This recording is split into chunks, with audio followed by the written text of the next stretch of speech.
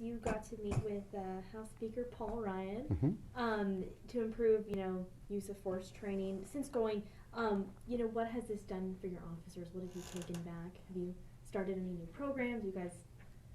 Well, I think, we had a conversation with Speaker Ryan. We also, several of us had a really great conversation this past weekend with Congresswoman McSally, and we were talking about a lot of the same issues.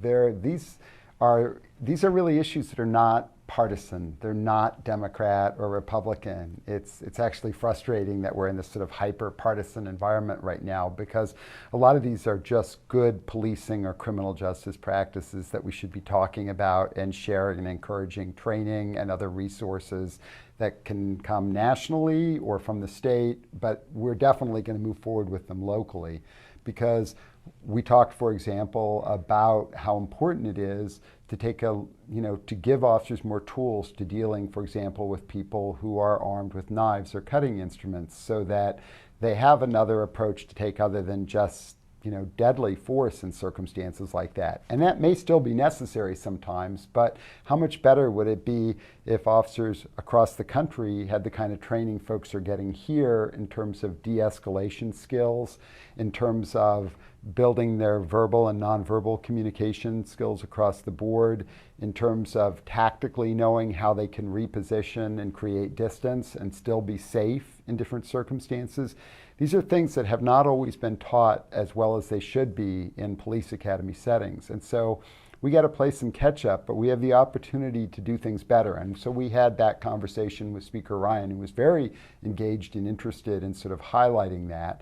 And I think we're going to try, again, I welcome that opportunity, whether it's with a Democrat or a Republican or whoever it is, to say, look, let's talk about getting our cops more training, let's get them more resources, let's share best practices and learn from each other.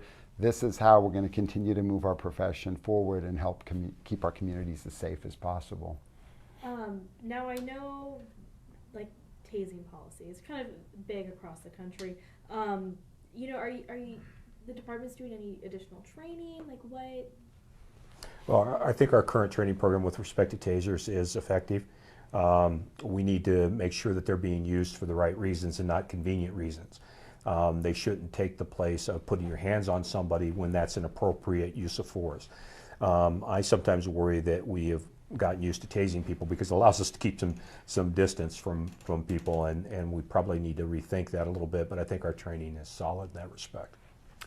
Yeah, what's interesting about tasers that a lot of people don't realize, and again, this is one of the advantages to keeping data and to doing a better job of keeping sort of track of how you're using force, is that in many cases, simply displaying a taser to an uncooperative suspect will cause them to become cooperative.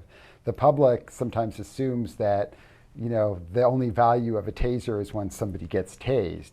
And yet, in the great majority of circumstances, we found that just the officer removing the taser from the holster, displaying that, and saying, look, I don't want to have to use this, but you got to work with me here, or words to that effect, they find that they get the cooperation they're looking for. So, I think how we train is super important, and how we track the way we use different tools like taser, pepper spray, other things like that. But I think, like the sheriff said, we have a pretty good training regimen here that we're very comfortable with.